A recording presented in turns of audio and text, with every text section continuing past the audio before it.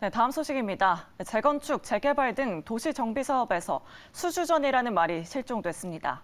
지난해 초만 해도 건설사들은 사업 수주를 위해 출혈 경쟁을 불사하기도 했는데요.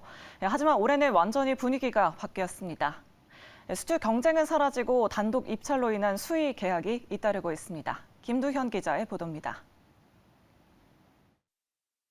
지난해 7월 사업 시행 인가를 받으며 재건축 시공사 선정에 나섰던 서울 서초구 방배동의 신동아 아파트.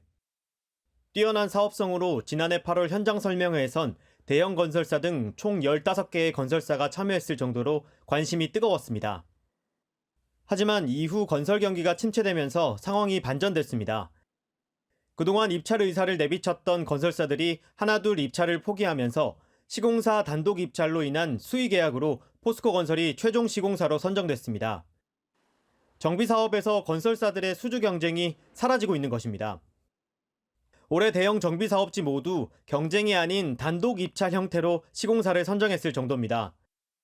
DLENC와 GS건설은 각각 강북 5구역 재개발과 상계주공 5단지 재건축을 단독 입찰로 인한 수의 계약으로 시공권을 따냈습니다.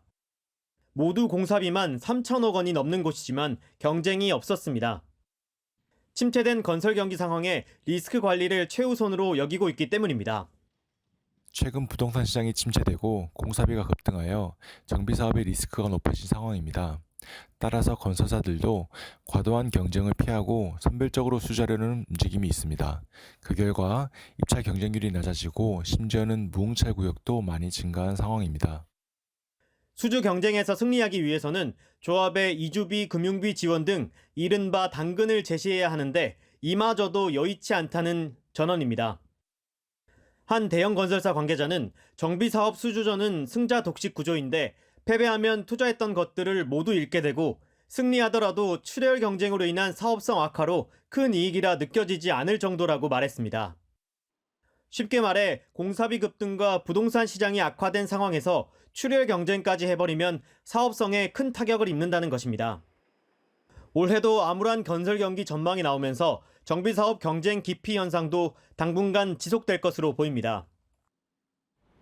건설사들의 사업지 옥석 가리기가 시작된 가운데 올해 시공사를 선정하는 사업지 중 상징성이 큰 한남 5구역, 여의도 시범아파트 등에서는 오히려 큰 경쟁이 벌어질 수 있다는 전망도 나옵니다. 매일경제TV 김두현입니다.